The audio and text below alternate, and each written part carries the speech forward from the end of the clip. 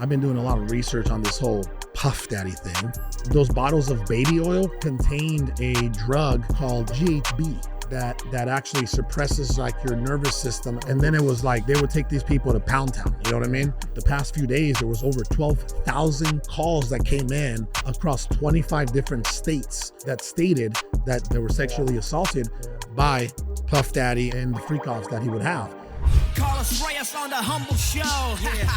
Yeah, we all in. Yeah, we all in. So grab your boys now, cause you know we all win. Lift your hands up.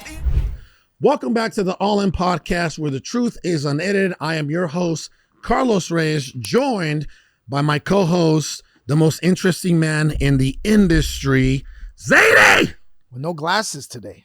I'm also joined by my business partner of over a decade, Mr. Sal Shakir. And today we are going to go over how vanity metrics could be hurting your business. That's right. Gross revenue means absolutely nothing in this world.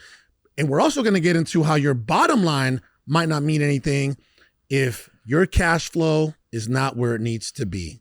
So with that being said, gentlemen, it's always fun to do these with people I love and people that I communicate on a daily basis with, right? Yeah. I've been having a lot of fun with this show. I think we're only 20 something episodes in, and you know, it's seems to be catching a lot of momentum, and we're very happy about that. And obviously you guys are a big part of that, you being a special guest very consistently, especially on the business side. You're like that dude, remember on Patrick Bet-David? Whenever they're going to talk shop, they bring in Tom, the business guy, right? Yeah. That's when we bring in Sal, when we're going to talk a little shop. So with that being said, you know, yes, we're going to dive deep into some of the things we're doing in our business that has really turned our ship around. And I believe this week, man, the momentum this week has been absolutely amazing. But we're also going to jump over into the business/entertainment industry. So you might want to stick around for that too. All right, Sal. So everybody's always bragging about their top line. Yeah. Everybody's always bragging about how I made this much money. I made $100 million this year, $160 million. And you don't even know if they're talking about gross revenue. You don't even know if they're talking about sales. Yeah. You don't know what they're talking about because everybody on social media wants to, you know, puff their chests out and peacock, right? And give these outrageous numbers that are very deceitful in many cases in the social media influencer world, right? But then you see them struggling. You see them having a fire sale. You see them, not having a healthy net profitability in their business. Their cash flow reserves aren't even at 30 days or 60 days or 90 days, but yet they're going around on social media, you know, pounding their chests day in, day out. What's your feedback on some of that stuff that's going on in the business space? Well, my opinion is always, it's disgusting when people talk about the top line revenue. But to affirm what you just said earlier, they say the number is based on the sale price. So if they own a car dealership or they sold houses, they would tell you how much revenue is based on the sales price. So if they sold $1 million house, they're like, $1 million. Gross revenue. They call that a gross revenue because they don't even know what gross revenue is. Most of those, clowns out there. So let me give you an example, right? Taking shots. We just locked me off that they do that, and I want to get back into that. We just locked up a deal today in Clover, South Carolina. Yeah. Right. Our real estate company locked up a property in Clover, South Carolina. The property's worth, I don't know, maybe high 100s, early 200s. I got to look at the underwriting on it, but we locked up the deal. We'll probably make 15 to 20K. Mm-hmm. You're saying that the people out there on social media would say, we just did $220,000 in gross revenue, even though that's what the property's worth, or you know what I mean, right? Yeah, I'll give you another example. We acquired 21 deals. It was a fairly slow month. Our we actually reduced our marketing heavily. We're going through an acquisition transition right in that department, and we still managed to acquire 21 deals. So you're saying that, let's just say 21 deals, let's just say the average deal we make $25,000, right? Our 21 times 25 grand, That means we would make $525,000 Gross revenue. in assignments or gross rev. Yeah. But what most people do out there in any business across any industry is they say 21, if the average house value is 350,000, we just did $7.3 million in real estate deals. Yep. Instead of $525,000 in gross revenue. Because that means something, right? When I owned a car dealership, a car, like my average car price was anywhere between $12,000 and $20,000. So let's say the average was 15 grand. If I sold 10 cars, but my profit was only $3,000 a piece. What did you say? Times 10. What did you say average? By the way, you had an outrageous, unheard of, I would say net profit margin in your cars. I used to squeeze every bolt, right? Every screw on the car. Yeah. Because I'm like, wow, dude. Sounds like Sal. It's like you were getting almost like house wholesale assignment, house assignment deals on vehicles, and you were buying at the auction and then selling them retail. Yeah. And it was kind of unheard of. You would make the net profitability that the industry standard would be like, one car, right? They would make one car. They would make, let's just say $5,000 off this car. You would make 15K, 12K, 10K. On larger vehicles. Yeah. On like more expensive vehicles on the high end. Bro, I remember you used to make $12,000 when you sold a $10,000 car. God, the math doesn't matter there, but Yeah, I'm just joking. but yeah, we've done that. But you can, when you're smaller, when you're running a smaller operation, you're selling anywhere between 15 to 25 cars, you can make big numbers because you're very selective on buying these deals. You know what you're buying. You know how to buy. You make your money on the buy usually, not on the sell. But when you grow an organization, like when it becomes a bigger organization, like these big dealerships, they kind of make money based on the numbers game, because they know they have a lot of people. Yeah, volume. So they kind of make $2,000, $3,000 a vehicle. They add what they call packs, and that's what the dealership makes. And then anything over those packs is what the salesman makes their commission, and whatever is left over, like the dealership makes. But my point, what I was making, is that gross revenue is the number that people should focus on, and still that number is not really important at the end of the day. The most important number is cash flow. Cash flows, and people used to think, and some people think that the bottom, not the top line is gross revenue, bottom line is net revenue. Right. Not even net revenue is the most important number. The net revenue is a secondary most important number after cash flow, because cash flow is what keeps your business going, meaning that you have $100,000 coming in, $80,000 coming out, and let's say that's your net profit is 20 at that point. But the in and the out, like the 100 coming in and 80 coming out, is what's the most important thing, because you can get lines of credit with that. You can anticipate what's to come. You can say, okay, based on the trajectory that we're going with this, we can expand our team. We can do this. We can do that. Most people don't do that. They focus only on the top revenue, and the bottom revenue is like after they spent their money on clubbing or clothes or whatever, and whatever that is left over, they're like, well, the business doesn't have enough money. My business is crap. if you're going to exit a business, isn't that the most important number is cash flow? Well, cash flow is an essential number. EBITDA. Yeah, of course. Because that's what EBITDA is, cash flow? No, EBITDA is earnings before earnings interest, before depreciation, and taxes, and amortization. and amortization. I see why they call it EBITDA. Yeah. Oh, sorry. Not depreciation, debt. The whole thing. Right? Debt. Depreciation. No, depreciation. Depreciation. Yeah. Sorry, it's been a while. We're getting out of the private equity space and back fully into the real estate game, which I'm having fun again. Yeah. I don't know if you see it. Absolutely. I feel it too. Yeah, I'm having a lot of fun. Going back to the basics, what's made us the most amount of money. Do we know business? I would say we know business.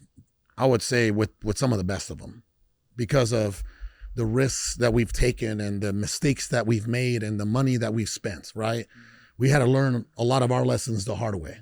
Right, we didn't go hire a Ray Dalio to coach us for $100,000 a year, or we didn't join Tony Robbins' Business Mastery, or you know what I mean? Yeah. We kind of had to learn it like the hard way, right?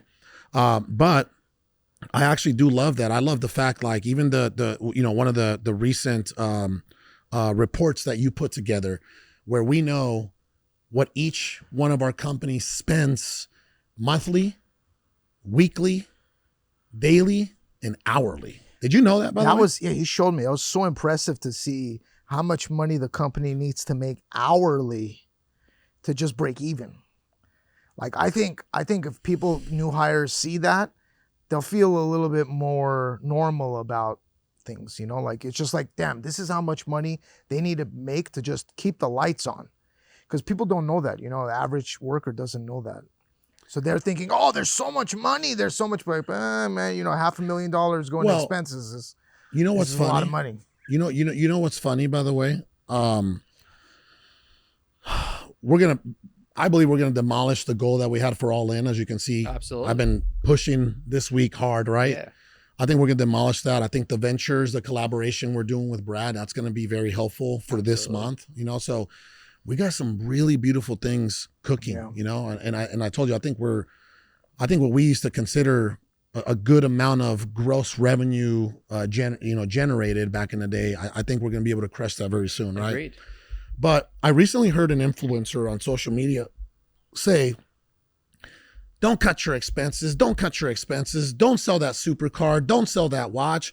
You know, don't, if you're not watching DirecTV, don't cut that either. You know, like, don't get rid of all the subscriptions you don't use, and, you know, don't get a smaller office, right? And even though I agreed, I would say to some degree with some of the statements, the statement that was made, I'm sorry, but you know, I used to be very sales minded and very gross revenue generated. I was a, generating guy. I'm a rainmaker. I was a Still are. what was it? And what is it? I was like an optimist, right? Oh, we're gonna crush it. I'm not worried about what I'm spending personally. Delusional optimist. I was a delusional optimist, right? I'm not worried about, you know, who we're hiring, what we're paying, whatever. And then the economy tying up, right? And, you know, I believe that if you and I didn't make the moves that we made in 2022, I think we would be telling a different story. You know, there would be no story, probably. There would be no story. It was like, oh, it's Sal and Carlos again, back into a 300 square foot room with no fan, right? You know, honestly. Yeah. And don't get me wrong, we would have been able to get it back. Yeah, but sure. Think about it, right? Like the things we went through with, you know, the spending hundreds of thousands of dollars in hiring, you know, the wrong C-suite executives, you know, getting betrayed by some business partners overseas, and that costing us millions of dollars, right? I mean, most people don't survive the kind of blows that we have taken over the past 2.5 years. I think those are all huge blessings. Because, like, I think you're a huge blessing. For sure I am. But going through the process of firing a CEO, not that many people have done that. How many business owners, let alone they're able to let go of the vine to hire a CEO, but then to fire a CEO, I'm sure like the lessons that you guys learned. Oh, bro, I can't even think of. I tell that to Sal all the time. I'm like, hey, you know, things didn't work out, and, you know, in many cases, the alignment just wasn't there. Yeah. But man, like, we got a freaking WP Carey ASU business education very quickly. Yeah. You're talking about hiring a C-suite that was 50 years of age and has been, you know, 30 years of experience, multi-million-dollar companies, you know, and then another C-suite that, you know, sat on the board of hundreds of millions of dollars being generated every year. So I'll never take that away from the lessons that were learned. You know, we learned a lot and very quickly. Yeah. And I feel like that made us better businessmen moving forward, right? 1000%. So we're very happy about everything that's happened and everything that didn't happen, because it led us to where we are right now and where we're headed. Yeah. So anyway, so Sal, let's talk about that. Let's talk about don't cut it. Don't focus on cutting expenses. Focus on increasing your top line. Let's talk about that misconception, because I believe it is a misconception. I think the statement is beautiful, by the way. Don't get me wrong. I heard it, and I think it's great to listen to that as a motivational aspect. Right? I always do say you can sell yourself out of a hole. Absolutely, but then let's get our motivation somewhere else. Let's not say cut expenses and sell this and sell that and reduce. No, let's talk about optimization. Today we live in the United States. And I'm going to speak about the economy as a United States. Nobody's saying it's out, but we're in a full-blown recession. We are, Yeah, yes. we are. So the economy has been optimized, whether we like it or not. What does optimize mean? I mean, there's less revenue being made in many, many businesses. The consumers are spending less money on stuff that doesn't matter. The consumers are spending the money they used to spend before.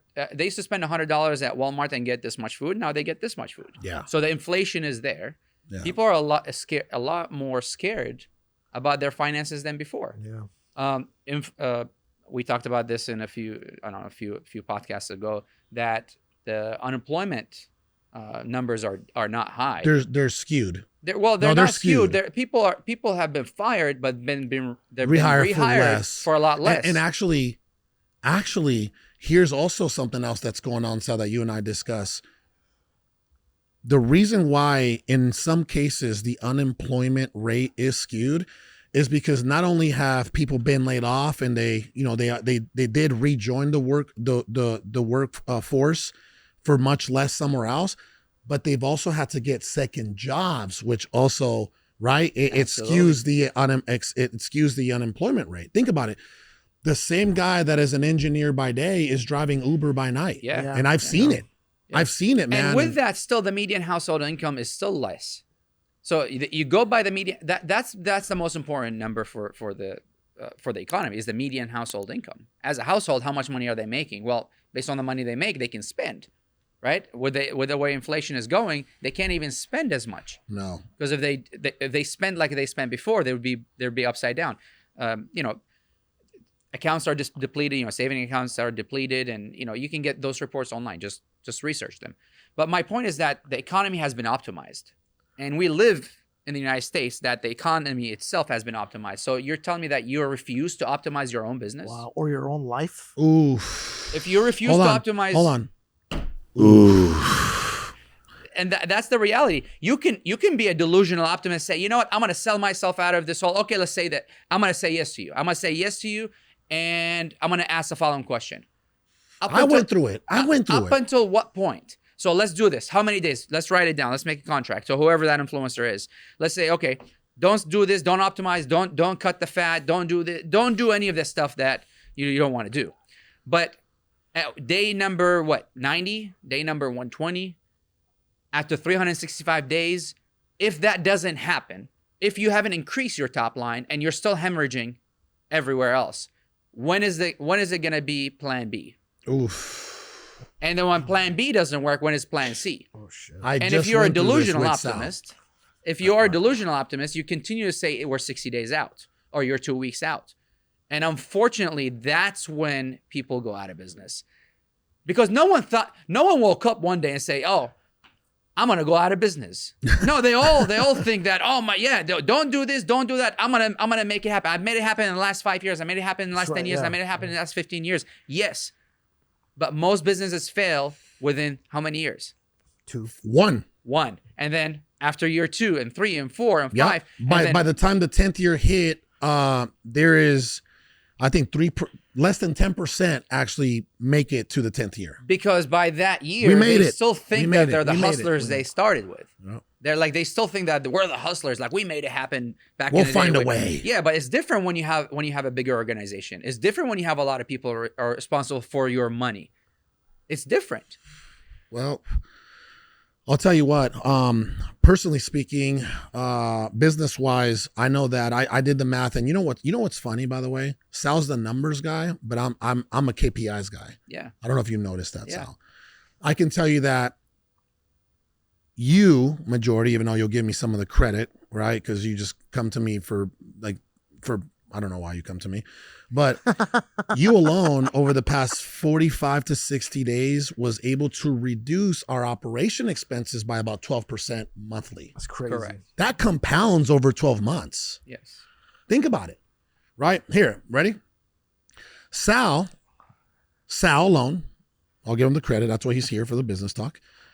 I think we're saving, I don't want to say saving. We reduced our expenses by a minimum. You're profiting more. No, forget it. We're not. It's not even profit. Optimize. We have reduced our operation expenses by $50,000 monthly, and it might be even north of that now, right? Oh yeah, it's still being optimized. Multiply that times 12. That's $600,000 annually. And we've increased so far, based on the trajectory that we have, we've increased our revenue north of 30%. Bro, I know that Wow. I'm a hard dude to stop in my tracks because I'm kind of a monster truck, right? Yeah. But what you and I have been able to do these past 2 months, now that I'm sitting here and now we're relaxed and we're kind of just reflecting, brother, from the forecasting, right, to the freaking I guess the cash, you know, the expenses report that you put together, And then by the repackaging our hourly, products and the offers and the services that and the part out. products, right? Everything we have done in the past 2 months, maybe more, I think it takes companies years to do sometimes. Or they never do it. Or they never do it and then they're out of business. Because, I mean, realistically speaking, they have to hire somebody outside the company to audit, to go through all that stuff. So it's a lot more difficult, you know, when you're inside the company and you already have access to everything. You don't need to like go get information. It's a little bit easier, right? I would say yes, but most business owners know their business. You know, let's not take that away. Go ahead. I'll let you finish, but Yeah. I actually disagree with that statement. So after you're done, go ahead. Deep down, they might have forgot, but they can remember it because if they go back to the basics, most business owners don't have to go too far to pivot. So pivoting is the most important thing in a business. The one thing that's inevitable in business is change, right? But how fast do you change is what separates you from you and other people. Yeah, work ethic and all that makes a difference. But how fast do you pivot is what separates you from being successful and then not successful. 90% of the, I'm sorry, were you finished? Well, just Go, on that go. point. So how fast do you pivot? Number one. Number two is that you just have to go back to the basics. You go back to what made you money. Don't go based on, well, we're stuck with this product. It's not making money. And then you look back 1 year ago. You're like, well, we made this product. We were making money a year ago. No, go back to the basics. Go back to when it was successful, not just a year ago because that's all you remember. Go back to the basics and change things to what was working for you. Don't go back to what as far as you remember or the closest memory that you have when it was successful. And that's the flaw that people have. They You went think all that the way back, huh? You have to go all the way back and go back to the basics. Most business owners go back to the basics. Most successful business owners go back to the basics that got them on the map anyway. 100%. I see- With the newfound information. Yeah. I see that. I see that firsthand in my department. Like the shift going back to the basics, increased revenue immediately. Absolutely. Immediately, like it didn't even take a month, right? No. It's And, a wake-up call. What I was gonna say too is like I talk to business owners all day. I want to say a good 90% of the people I talk to, let's say 100 people, talk to 90 people out of the 100, even more, maybe 95. They don't know their cost per lead. They don't know their cost per acquisition. They don't know their profitability percentage. They don't even know their marketing They don't know that. expenses. Yeah, they don't know that. That's why. So when you were saying business owners Thank know, you, Zady. maybe they have it like they could gather that information somewhere, but they don't know it. Like they haven't gone in and looked. They're just doing what you're they saying. have is, to go. Let me get a they have sale. to go build you the know? machine to gather information. Then they get to reflect on that information. Then they pivot. They don't reflect though. Well, that's the thing. So I guess what you're saying is that people don't have the information in front of them to pivot, and they're gone too far, and now they have to go do all that work to be able to. Well, I guess that's true. and Most people are so disconnected from that pulse on the business. And it's not laziness. It's just that's not where they're at. They're thinking about, like you were saying, like Rainmaker. You know, like Day-to-day. I got a They're in the bill. day-to-day, yeah. I got a 10K credit card bill. I got to make 10K. You know, it's not like, hey, my percentage of my profitability percentage is 30%. So really, if I'm making 10, I'm really making $3,000. They don't see that. They're like 10K owed, 10K paid. Yeah, but that's like seeing as far as your nose. You don't want that. You want to. Sure. I want to build a team. I want to build a product, lead magnets. I want to build offers, and I want to build the team that can push that and sell that rather than me selling on the phone every day just to get out of hole. That's get great. out of that. Do you hole. do any like business coaching? That would be great. And by the way, I'm not saying no. Like get on the phone and sell something, but do that to get you to breathe enough breather where you can build that, where it becomes consistent. So you're not just doing this off the cuff every day, jumping on the phone, trying to get yourself out of the hole every single day. You're not in business to get. You actually broke that down to me too. You're like, dude, you can't be the only dude bringing in revenue. You can't. Yeah. I would rather take a week away from me being on the phone and build this structure, then jump back on the phone while this department is growing and bring in revenue while I'm asleep. And now we have an army doing what I do every single day, 365 days a year. Exactly. Actually, well, we work technically about 20, 22 days per month. So you get what I'm saying. Well, granted, right? we had a sales team. I mean, so for people who are listening, they might be thinking, oh, they don't have a sales team. No, we had a sales team. We still have a sales team. We still have it, but the structure is completely different now. The hierarchy is different, and how everything flows. Rather than educate them on your products, get them to you become kind of like the top dog on the sales, and they alley-oop things to you if needed be, but you train them, you tell them what to say, you bundle the packages that you know is going to sell best, rather than thinking the salesman is going to do that for you. I'm having fun again. I'm working. I'm having fun again. I'm grinding. I'm having conversations. I'm leading. I'm leading, supporting, managing. Right, training every day. You see me training. Yeah. Right, say this, don't say that. But this is why I was going to disagree with you when you said most business owners know their business. I think to some degree you're right. But this is why I disagreed. Just like Zady said, 90 from talking to business owners every single day, right? 97% of all business owners across all industries are flying blind. They don't know their own data.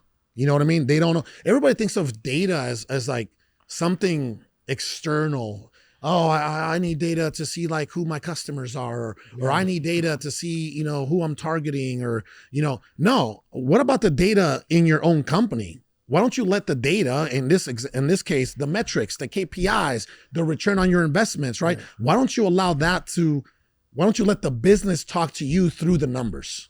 You know what I mean? And I think why that's happening is because if you're a business owner, you're an action taker, right? That means that you're not the guy going to school, right? You're doing masterminds, that's a different type of education.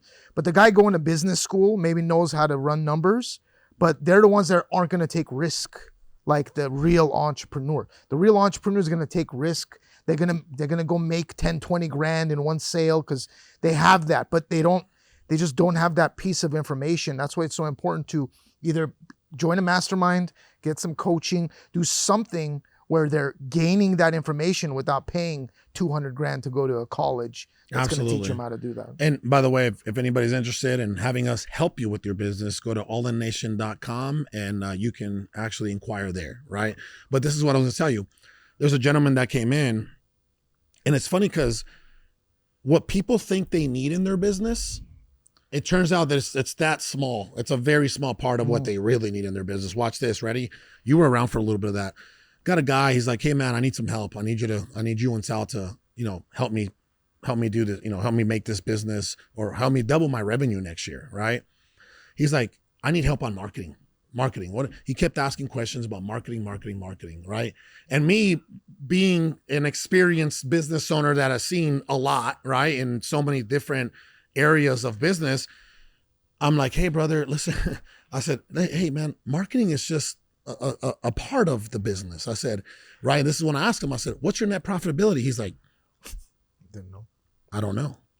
I said, why don't we start there? You know what I mean? Right. See, it's like, why don't we start there? What was your gross revenue last month? What was your operating expenses last month? What was your net profitability last month? So what are you marketing to sell? Like, what if your marketing is, dog shit?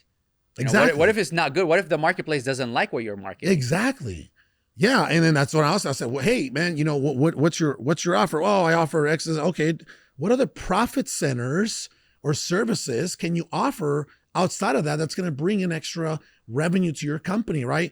And sometimes when you're speaking to business owners, and by the way, I'll tell you what, most of the business owners that find themselves in these type of situations are in the threshold, right, of $1 to $5 million in gross revenue annually.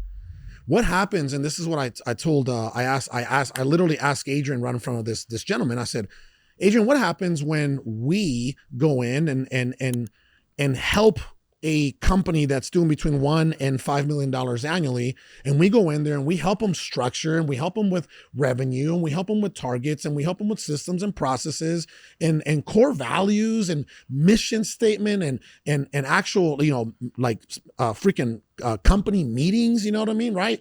Like, what happens when we go in there and we help, right? He goes, oh, they double the revenue in within 6 to 12 months. I said, absolutely, because they have 5 to 10% of that done. They're in the day-to-day. They're good, they're good operators, right? They know their trade.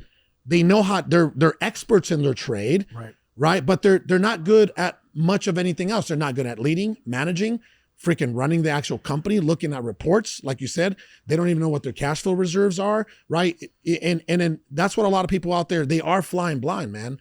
The problem with business owners is that they think they can do the same thing they've done a year ago or 2 years ago or 3 years ago or 4 years ago without changing, and it's going to always be there, especially when they first start. And the problem with that is it's like a honeymoon. They think that it's never going to end. They don't have a bad time. They don't have a downtime. This is a honeymoon phase. It's going to be over soon. The honeymoon ends. And they don't they think, oh no, I'm making money right now. Why do I need to change any of this? Why do I'm a hustler. I have a door knocking team. I have this, I have that. They think that this is going to last forever the way they're doing it. True. They don't know that in 3 months and 4 months and 5 months, things will change and there will be no more. Or years. Well, and let me That's just say going to get you to the next level. And that if you don't make that change, there would be no next level. No. Remember the breaking points. Yeah, right? that gets you at the end of this level, and the beginning of the next level if you choose to do so. Otherwise, you'll just fail. Well, and imagine this, right? We have a solar company, right? It's still alive and kicking. Yes. A lot of let's talk about some of the blue collar businesses out there that are, their entire revenue is dependent on door-to-door sales. Mm-hmm. How scalable is that? It's not. That's so difficult to scale. That's a hustle, man. Like, oh, we're gonna do a blitz and we're gonna go here and we're gonna go there and they'll make money. You listen. You can make $1 million. You can make 7-figure plus, even multiple 7 figures running that hustle. You can. It just takes a lot of work, right? It takes a lot of work. You're gonna have to at some point figure out, how can I add something that's a little more predictable, right? How can I add a virtual side of this, whether I'm a roofing company, right? Whether I'm a pest control company, a solar company, right? How can I add something that's a little more predictable? Right now, it's like, okay, we're going to take 5 guys, 10 guys, 20 guys, and we're going to, completely just dismantle this zip code. And we're going to get some deals. And you will get deals and you will make money. But could you do that at the age of 50? Can you do that at the age of 60? Right? When are you going to get off the doors? Well, think about the door-to-door salespeople. They're seasonal. The door-to-door salespeople, they want to make a lot of money and then do whatever after. Take the summer off. Yeah. Well, if you start with that, how consistent is your company? That means your company is not going to make money. That means the employees that come in and that go home and take the summer off, they may never come back. Yeah. So the churn is crazy. There's no predictability there for sure. And it's not very scalable to be exitable. You can't exit companies like that, right? And we made a pact. We made a deal back in the day. If we're going to build a company or we even buy a company or start a company, has to be exitable. It has to be exitable. I'm not saying that there's no door-to-door companies that are not exitable. I'm sure there is. And they might be structured in a certain way, but they have to be fortified in many other areas to be able to be exitable rather than just being a door-to-door sales organization. Absolutely. Now, on a lighter note, speaking of business and speaking of entrepreneurs, real quickly, I just wanted to touch up on this subject because I feel like it's a subject worth looking into. I've been doing a lot of research on this whole Puff Daddy thing. Baby oil. Well, the baby oil, yeah. It's not even about the 1,000 bottles of baby oil and the 754 dildos that were found in the different homes. How do you know that exact number? Brother, I do research on everything that I'm dildos? I don't ever speak on something. Wait, is that real? Yeah, there were 754 dildos. Wow. Well, why It's are a you crazy laughing? party, man. Well, I mean, these parties, they used to call them the freak offs. Yeah, right. Okay. There's a name. Yeah. Nobody party. There's no LeBron party loves like a them. P Diddy party. LeBron Bro, I said should they're stop. great. Like, I should just focus on this kind of news because I'm so distant. And by the from way, that. you need to know this stuff because first of all, it's entertaining. Yeah. Second of all, you have to remember, man, this dude was one of the most influential artists, producers, but that's not even how he made his money. How did he make his money in the business world? Think about it, right? Alcohol. Alcohol. You know, Well, let's go- Ciroc and De Leon tequila, you know? I think he was the first one. I may be wrong, but usually what happens is people in the music business, they talk about an alcohol that doesn't even pay them. And then people go buy that alcohol. Like, what's that champagne that came in gold back in the day? Ace of Ace of Spades. Spades. No, before that. Armand de Brignac. Before that, yeah. Before that, it was that? like a There's Dom Perignon. No. Hypnotic. no, the gold. It came in like a gold wrapper. That's the Ace of Cristal, Spades. Cristal, Oh, Cristal, okay. Cristal. Okay, yeah, yeah. So all the rappers would say, "I got Cristal, Cristal." Cristal wouldn't pay them. The guy came out. He goes, "I don't want black people buying my Whoa, champagne." dude, he said Yeah, that. and then they're like, "All right, fine, we'll make our own." And then they started promoting their own brands. And then Ciroc was everywhere, where he did his vodka. They started putting that in his music videos. He's producing these people. Now they're talking about his liquor in his music videos, and then boom, that's where he makes all the money. Then, Nice. so it was smart. It was a very, very Yeah. smart. Now other people started to do it too, and then Jay-Z created his Ace of Spades. You know, he white labeled it or gold labeled, whatever you want to call it, but he started to do that, and they all kind of started to make their own thing. 50 Cent made his own liquor. Oh yeah, he has all kinds of So, yeah. yeah, it's very FN smart. vodka or something, right? Yeah, something like that. Well, so Sal, you're out of the loop on this stuff, but I will say,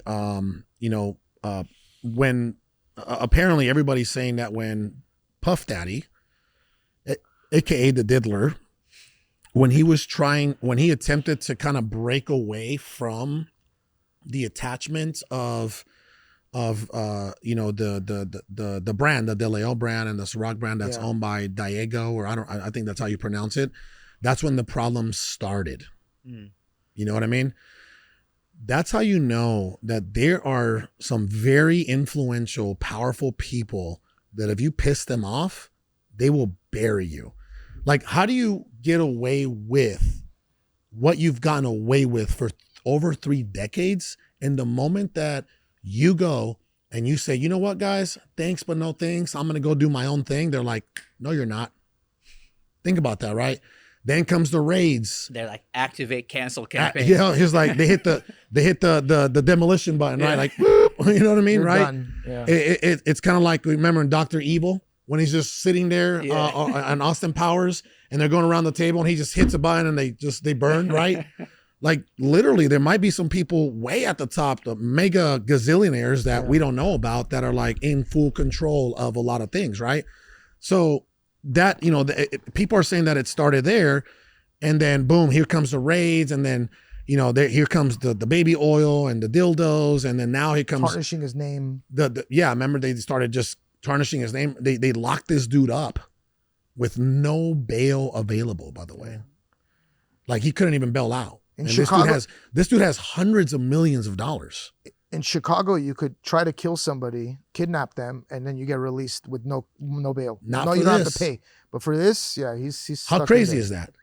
Right. And then, by the way, there's also it might be a conspiracy that they're saying that those bottles of baby oil contained a drug or a downer called GHB. Mm-hmm. Okay. GHB that actually suppresses like your nervous system and makes you kind of Paralyzes euphoric them. and like it kind of paralyzes you and you go into So they were you getting go high unconscious on and baby then oil? Well, and then it was it's- going like they would take these people to Pound Town. You know what I mean?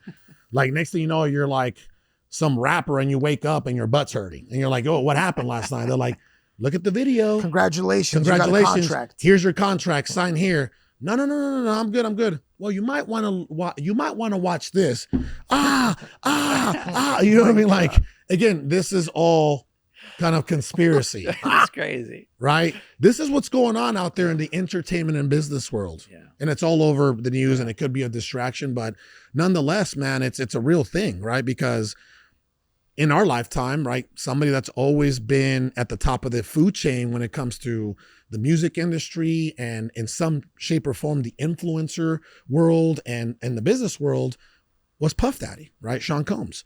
So now, they're saying that there was over like the past few days, there was over 12,000 calls that came in across 25 different states that stated that they were taking, they were taken advantage or they were sexually assaulted by Puff Daddy and the freak offs that he would have. And it turns out minimum 120 of those have a case, and over 20 of them were minors. Wow. And there was even a 9-year-old child involved. Oh my God. So I don't know how that whole thing is going to turn out, man, but it doesn't look very good. Well, he's going to have his day in court, and I'm sure he's going to talk and say a lot of stuff that's going to. You think he's going to sing like a canary? I think for sure. There's no way that guy was operating without someone letting him do what he does. There's no way.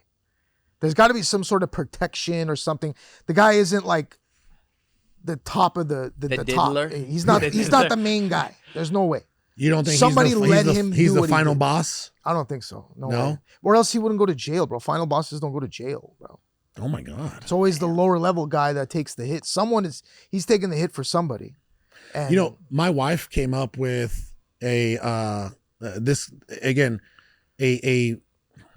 hypothetical, right? My wife came up with the hypothetical. She's like, babe, I hope that they publicize P. Diddy's hearings and his trial like they did cool.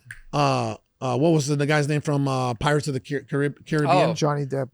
Yeah. I hope that they Johnny Depp the Puff Daddy, so we can watch this in like live in real time, and then when the names start to drop, everybody's gonna know what's going on. You know what I mean? It's so funny in It's court. gonna be entertaining. Can you imagine? Yeah. Like a publicized on TV trial on Puff Daddy? That would be watched more than I think anything else on TV. Brother, everybody would tune in. Yeah, for sure. I'd tune in. Yeah. Sal would tune in. And Sal doesn't tune into anything. You remember during the Johnny Depp hearing, Amber Heard, like she took a dump. That's what I was She gonna say. defecated on He's saying his it bed, in court, bro. like you defecated on his bed. Like they say that. Like, how is that not entertaining? Whether it's right or wrong, whatever. But Johnny Depp's a G. entertaining. Johnny Depp's a G though. He sat there and he like whatever, he sat there and he kind of just laughed about it. Like he just knew that He played the long game too. yeah, man, that dude's a G, he right? did. Like He did. Disney cut him out of Pirates of the Caribbean. who And everything, cares? but like,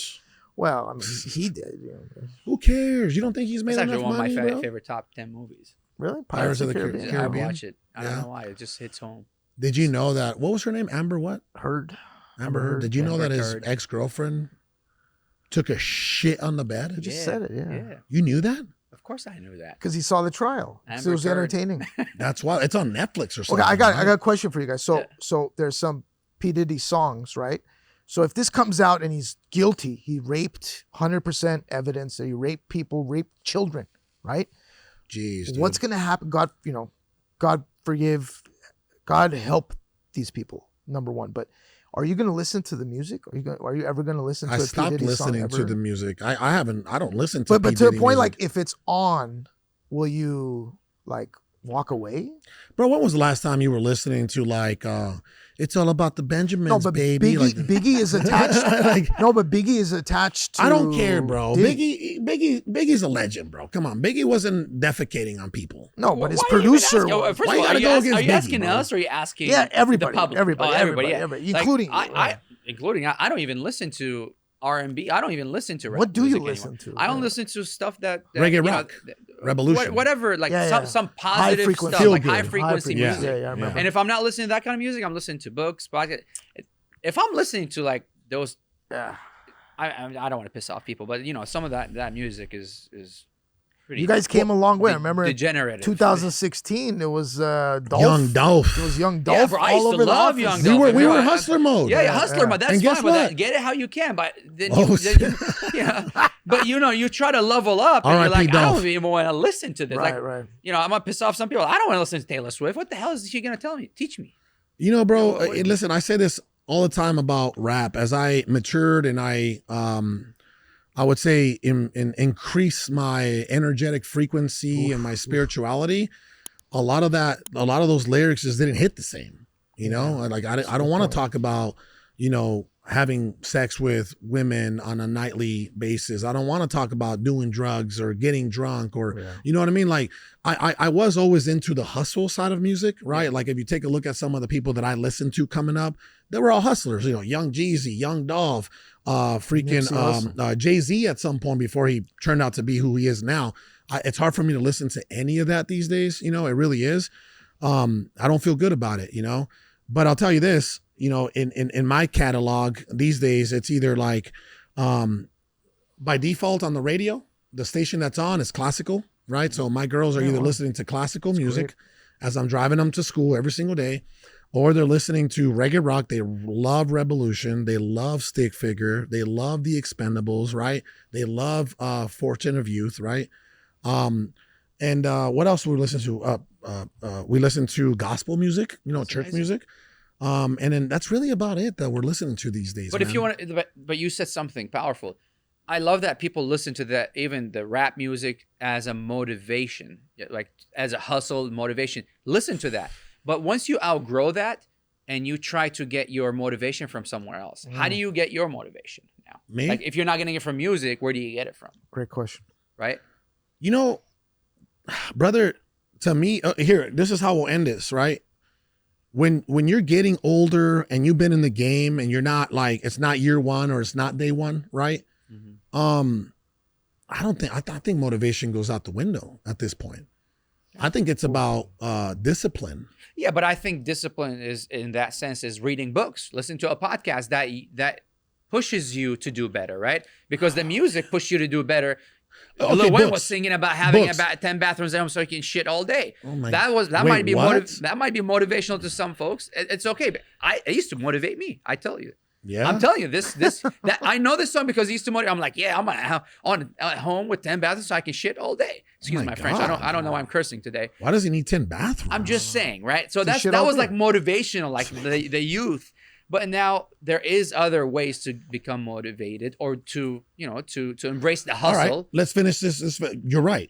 You're absolutely right. And I'm in hustler mode right now. So it's like, okay, how do you feed the hustle, right? How do you feed the hustle? Right now for me, it's clearly like it's me versus me. That's one. It's my family, right? Like being a man and being a husband and being a father and making sure that they're good. I got two little girls under my roof, right? Yeah. You know, I got two little girls. I got my wife. I got my dog, a bitch named Princess. You know what I mean? So, I love Princess. You know that. That's the real bitch. You know, I'm not trying to. Yeah, That's she's a good female dog. dog. That's the Yeah. definition, right? So. But anyway, you know, you know this, like one of my biggest life hacks is my spiritual day up in Sedona that I haven't really done anymore. Yeah. I would come back I would come back charged, motivated, creative, right? Determined. So I think that naturally you do evolve, right? You do evolve and you find inspiration in other things instead of the music. Yes. Yeah. How do you motivate yourself or inspire yourself, Zady? He watches video games. I record them. Honestly, it's I feel passion. You have to love what you do. And if you don't, you have to find a way to love something about it. I love talking to people. I love talking to people and persuading people to do something that's benefiting them, not Persuading, manipulating. not manipulating. Yeah, not There you go. manipulating. Yep. But persuading, right? So it's that happens with discovery. You have a conversation with someone. Where are you trying to get?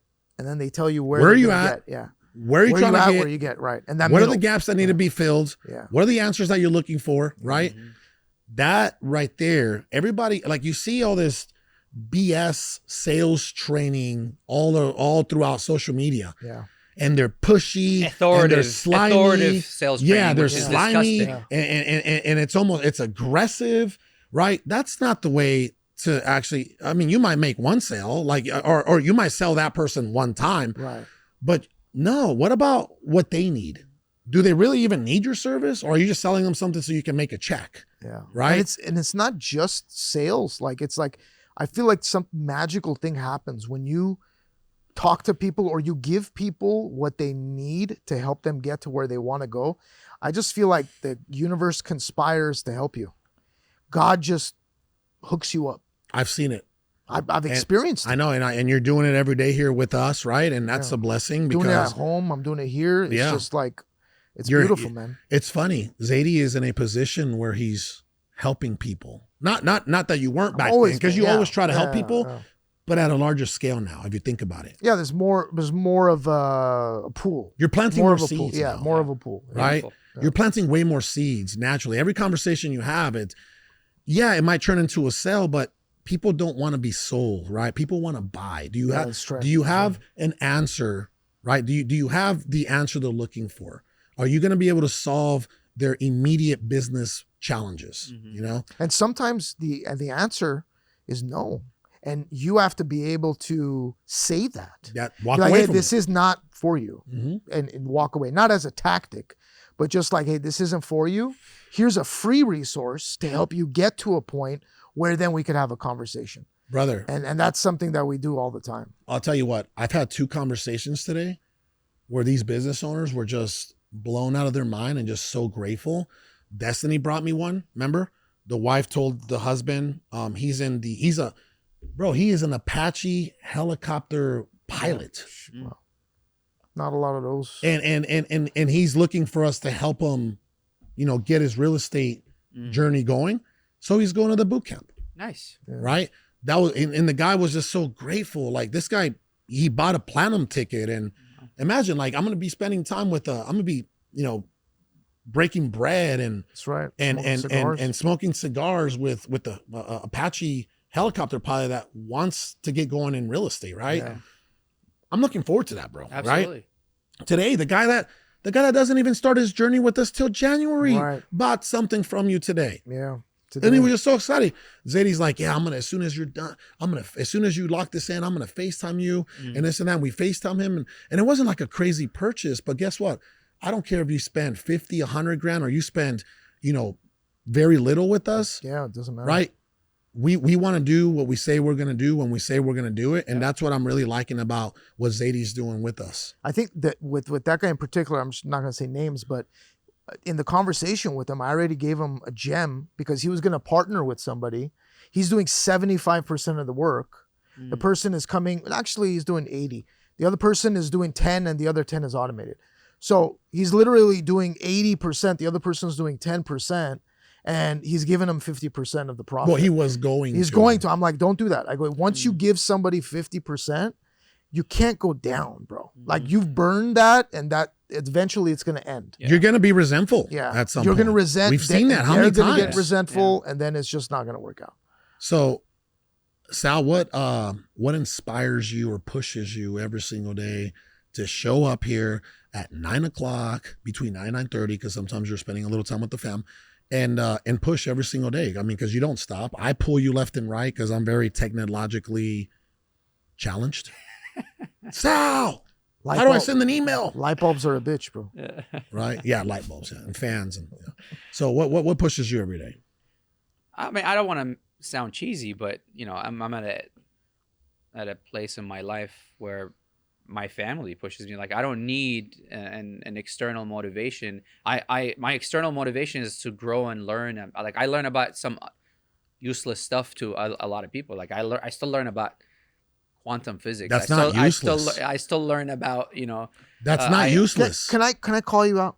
Yeah, I gotta call you out. Uh-oh. But in a good way. But like you've told me, like you don't need to work, and you could live the lifestyle that you live and have no effect. Yeah. But you're still working harder than majority of people. So what is that? That's the question, right? Like how? Where's that coming from? First of all, I believe Sal enjoys it. I enjoy You're good at it. Yeah, I am. Who doesn't enjoy something they're good at? Yeah. Absolutely.